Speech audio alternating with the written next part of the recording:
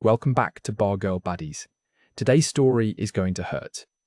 It's about a man who thought he'd found paradise, who believed he'd finally cracked the code to happiness, and who lost everything because he confused loneliness for love and generosity for connection. His name is Marcus, he's 32 years old, and he's from Melbourne, Australia. 6 months ago, he had $300,000 in the bank. Today, he's back in his childhood bedroom, trying to rebuild a life he thought he'd left behind forever. What happened in between is a masterclass in manipulation, but it's also a story about something deeper, about how desperate we all are to matter to someone, to be seen as more than just a wallet with legs. Before we dive in, I want to hear from you. Drop a comment and let me know where you're watching from. If you've ever found yourself in a situation where you ignored the red flags because you wanted the dream to be real, hit that like button and subscribe. You're not alone, trust me.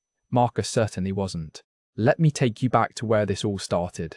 Back when I still thought I had it all figured out.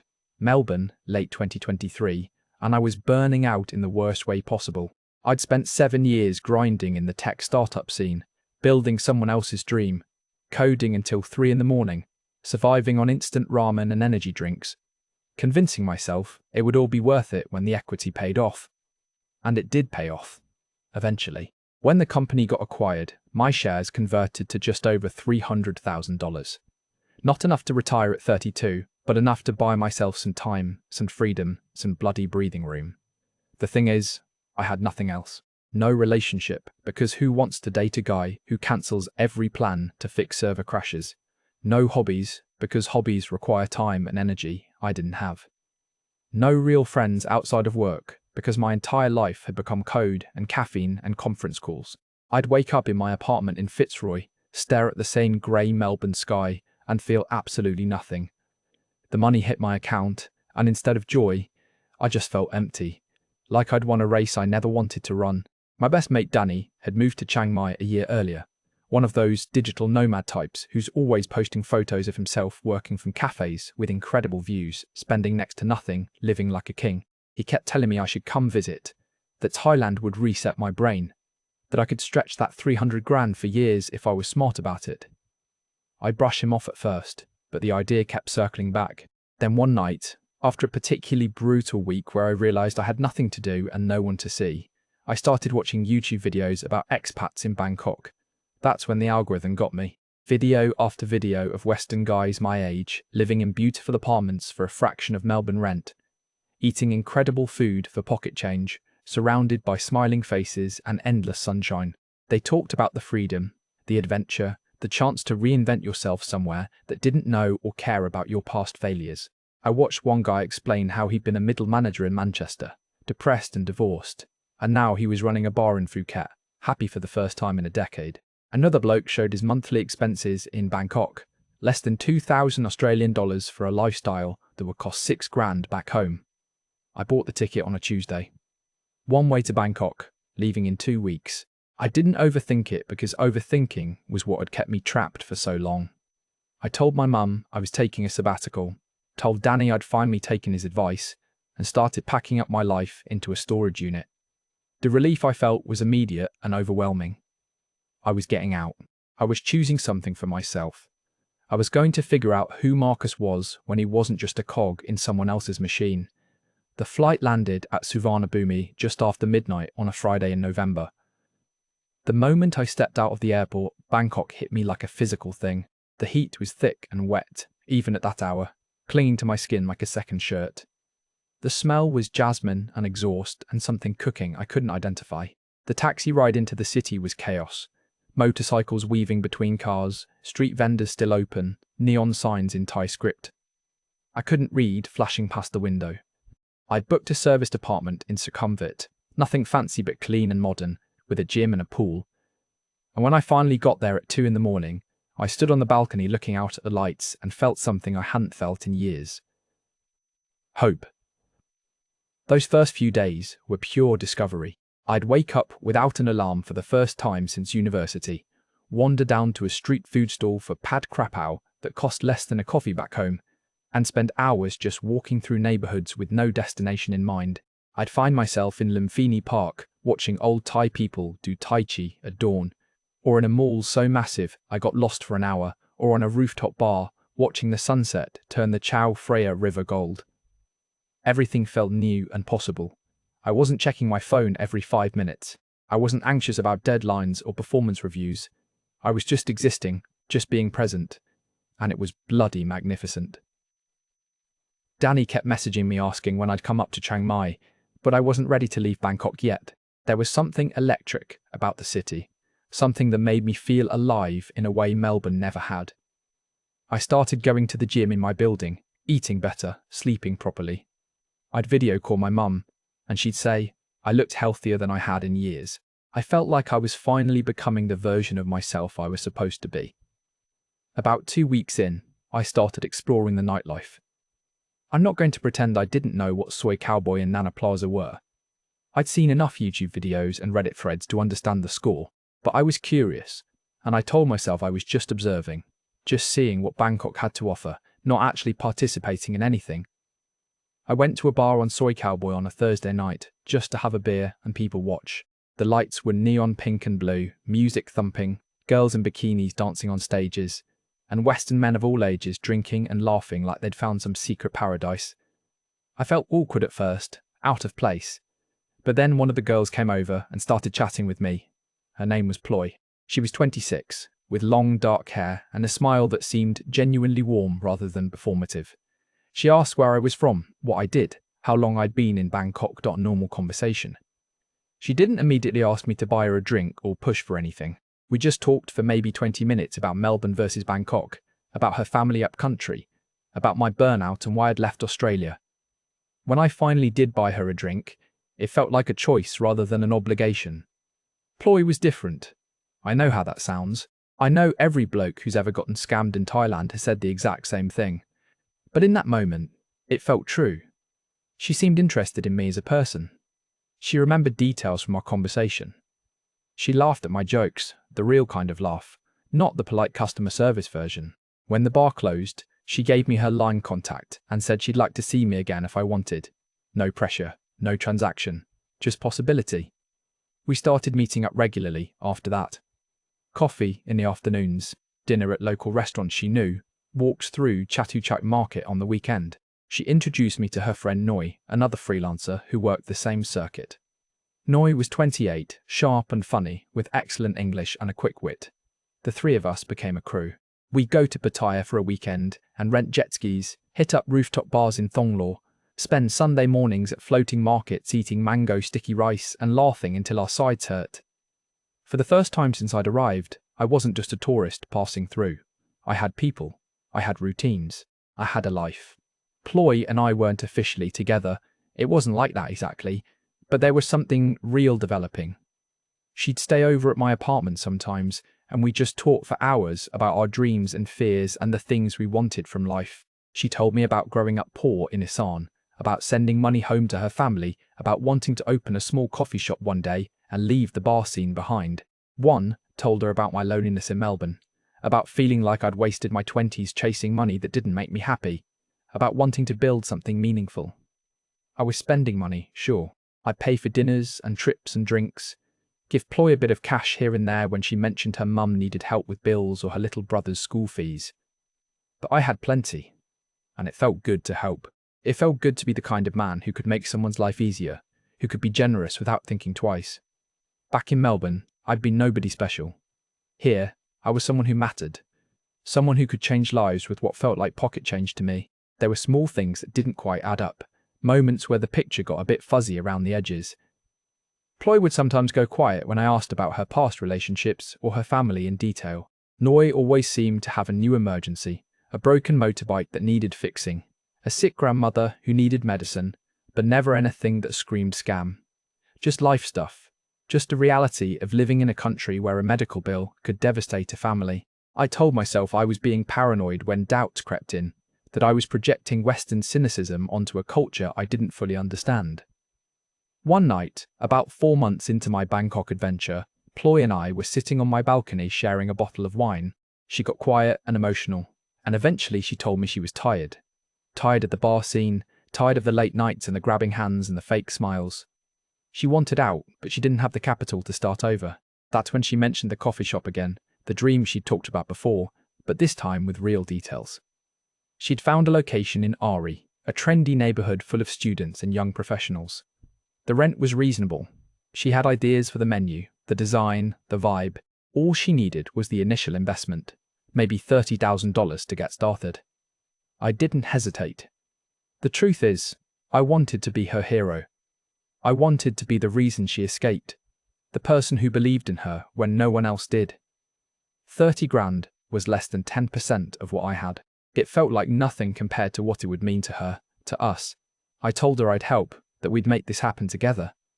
She cried and held me and told me I was the most amazing man she'd ever met, that she'd never forget this, that she'd pay me back once the shop was profitable. Noi was there when I told Ploy I'd fund the coffee shop, and she hugged me too, called me a legend. Said Ploy was the luckiest girl in Bangkok. We went out that night to celebrate, the three of us, drinking and dancing until sunrise. I went to bed feeling like I'd finally found my purpose. I wasn't just existing anymore. I was building something real with people who cared about me. I had no idea I'd just made the biggest mistake of my life.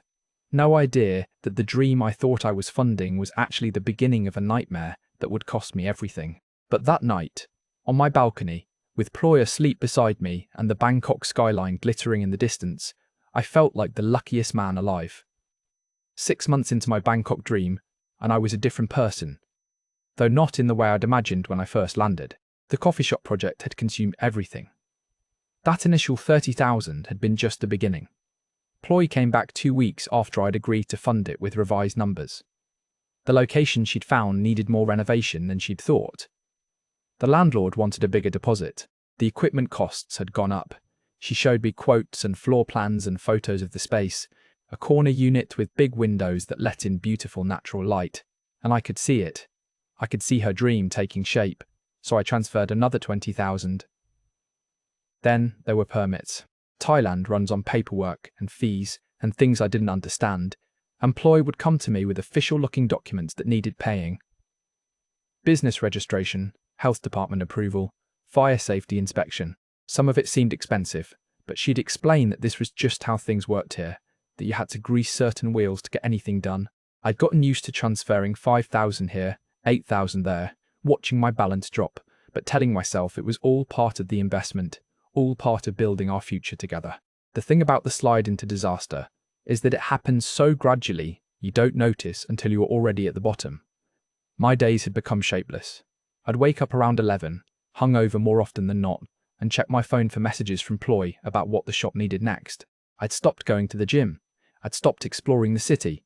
My routine had become coffee shop talk with Ploy, drinks with Ploy and Noi, late nights at bars I didn't remember choosing to go to, and mornings filled with guilt and nausea and promises to myself that I'd get it together tomorrow.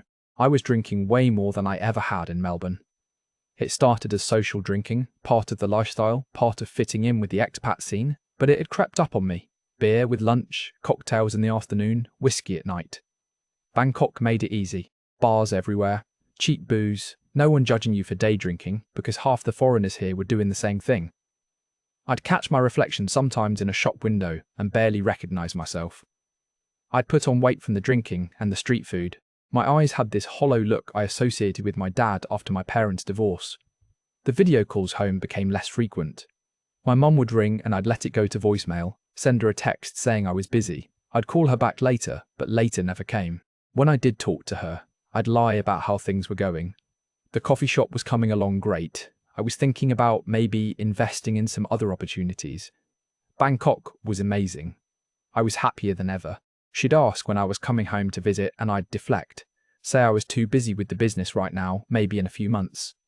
The truth was I couldn't afford the flight anymore, but I wasn't ready to admit that to her or to myself. Noi had started coming to me with her own investment opportunities. She had a friend who was selling a rental condo at below market value, needed cash fast, and if I bought it now, I could flip it in 6 months for a guaranteed profit. She showed me listings and comparables and talked about Bangkok's booming property market with the confidence of someone who'd done this before. I was hesitant at first, but she wore me down.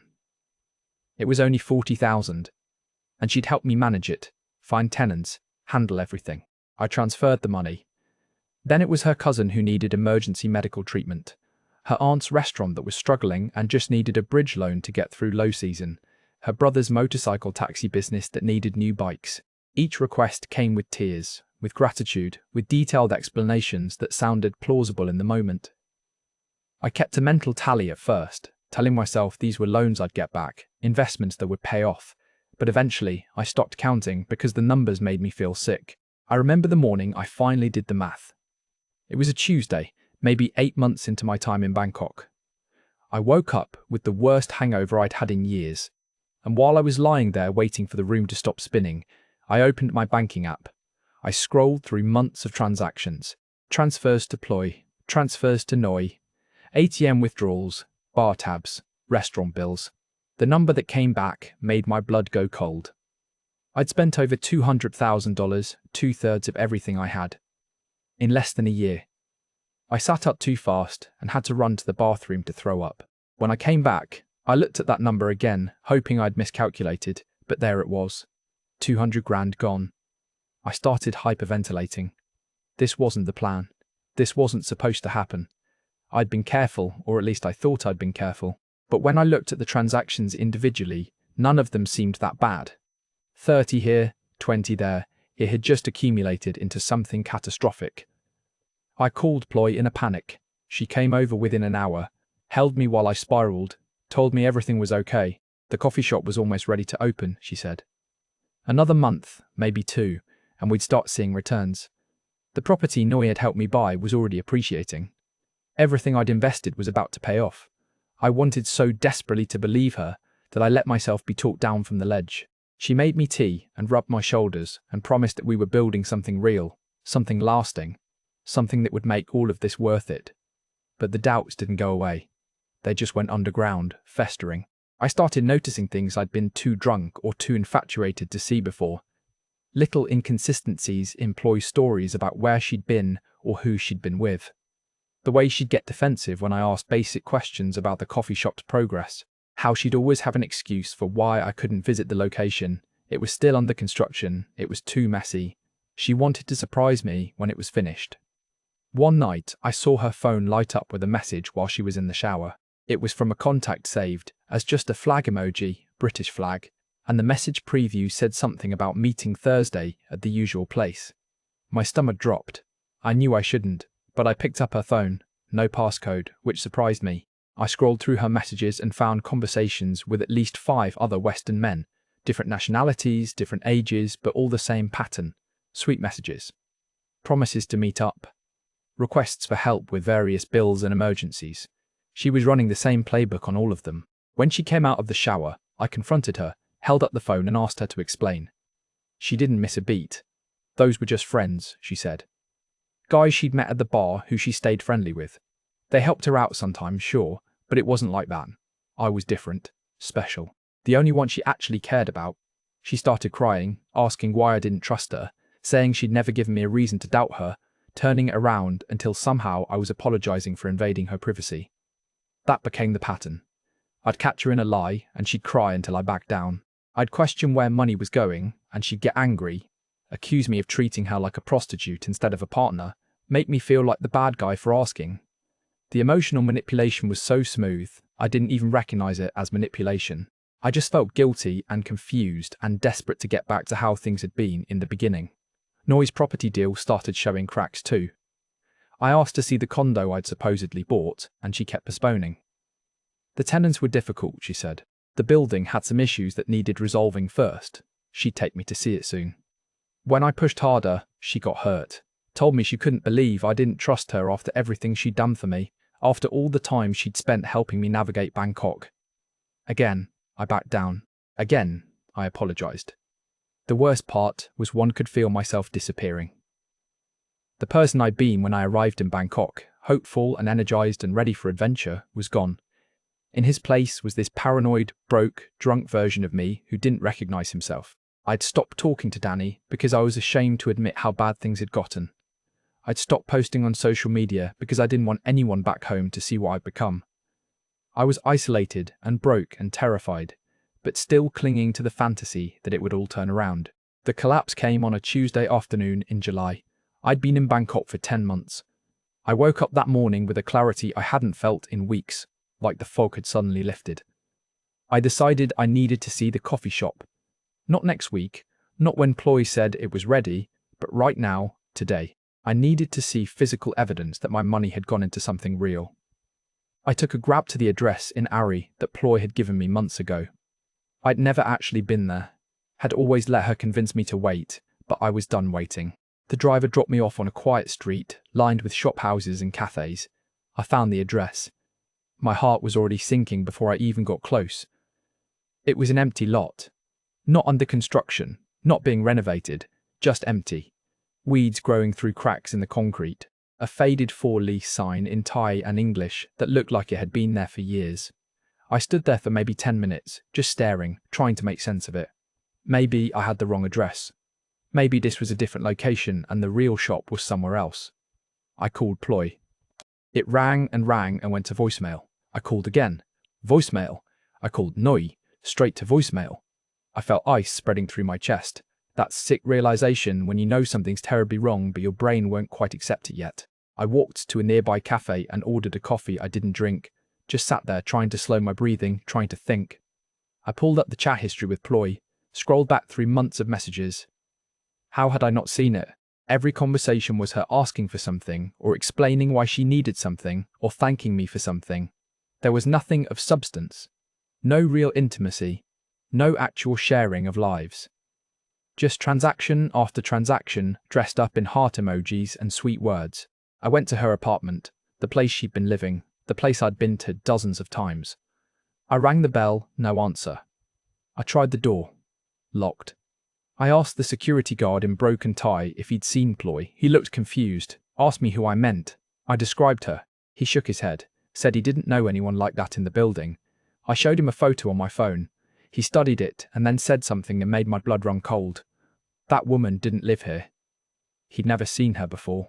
I spent the next hour in a daze, walking through streets I didn't recognize, trying to process what was happening. How could she not live there? I'd been to that apartment, I'd slept there. Unless it wasn't her apartment. Unless it belonged to someone else and she'd just had access to it. Unless everything, every single thing, had been a lie. I went to Noi's place next. An apartment in On Nut she told me she rented. Different building, same result. The person who answered the door was a Thai family who'd lived there for 3 years. They'd never heard of Noi. I showed them her photo. They'd never seen her. I went back to my apartment and checked my bank account with shaking hands. $73,000 left, that's all. From $300,000 down to $73,000. I opened my laptop and started going through everything. The property deed Noi had given me for the condo I'd supposedly bought. I couldn't verify it, couldn't find the building in any database, couldn't find any record that the transaction had ever happened. The permits and documents for the coffee shop. I took photos and ran them through Google Translate, discovered half of them were fake, just official-looking forms filled with nonsense. I'd been played. Completely, thoroughly, professionally played. And the worst part, the part that made me want to crawl out of my own skin, was that I'd let it happen. I'd ignored every red flag. I'd dismissed every doubt. I'd chosen the fantasy over reality until reality had no choice but to crash down on top of me. I filed a police report the next day. The officer who took my statement was polite, but his eyes told me everything I needed to know. He'd heard this story before, many times. He explained that the women had probably used fake names, fake addresses, fake everything. The money had been transferred willingly. There was no crime the police could prosecute. They'd keep the report on file, but I shouldn't expect anything to come of it. He suggested I go home to Australia. I sat in my apartment for 3 days after that, barely eating, not sleeping, just cycling through shame and rage and disbelief. How had I been so stupid?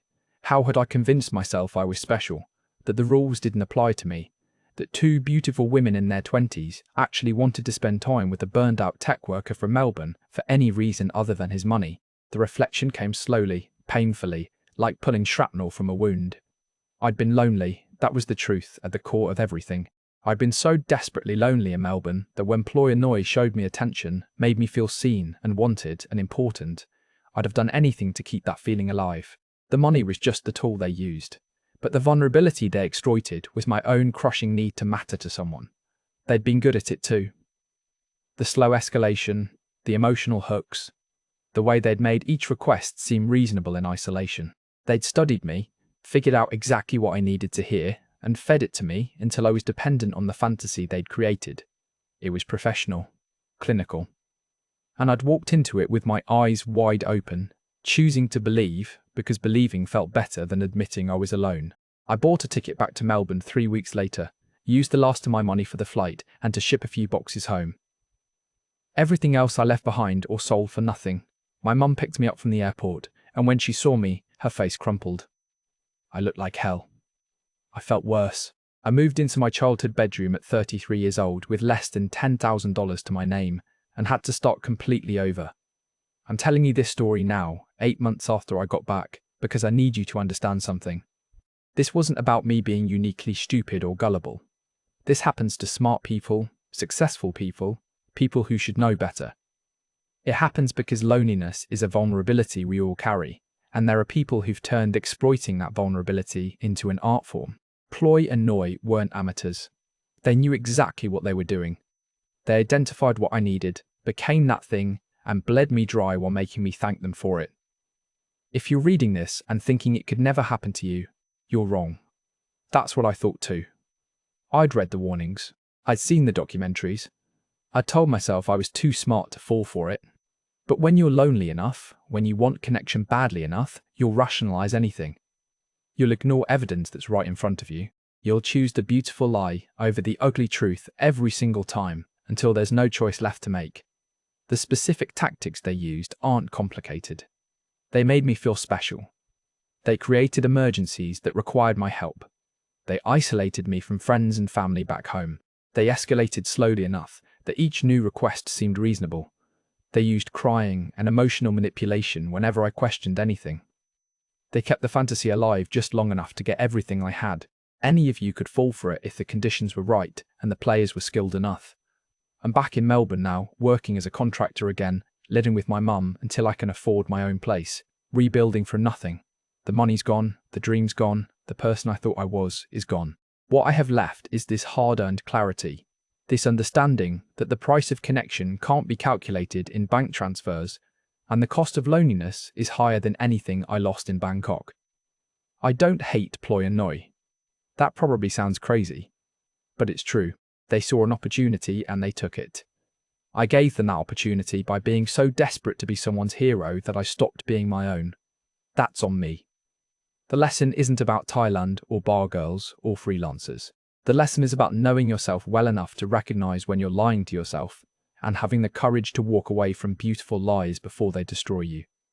I hope my story helps someone out there make a different choice than I did.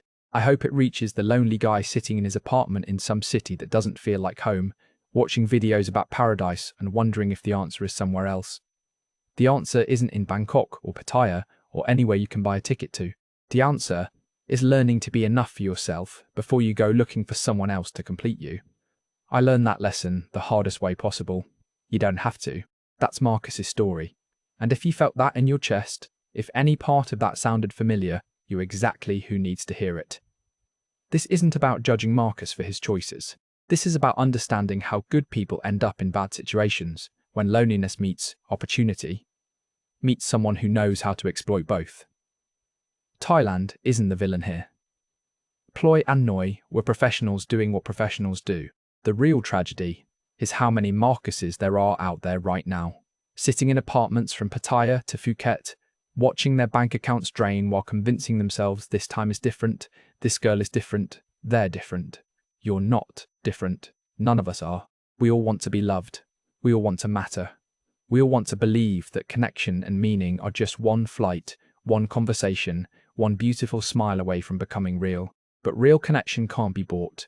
And the moment you're paying for it, whether you call it investment or generosity or helping out, you've already lost the thing you came looking for. If this story hit home, share it. Comment below if you've been in a similar situation or if you know someone who has. Subscribe if you want more real stories from the other side of the dream, the side the YouTube videos and the travel blogs don't talk about. And if you're in Bangkok right now reading this and feeling that sick recognition in your stomach, listen to what that feeling is telling you. It's not too late. It's never too late to choose reality over fantasy, even when reality is harder and lonelier and doesn't come with a beautiful smile. Thank you for watching. Take care of yourselves. And remember, Paradise isn't a place you can fly to. It's a state of mind you have to build inside yourself before you go anywhere. Marcus learned that the hard way. Learn it the easy way. Learn it right now.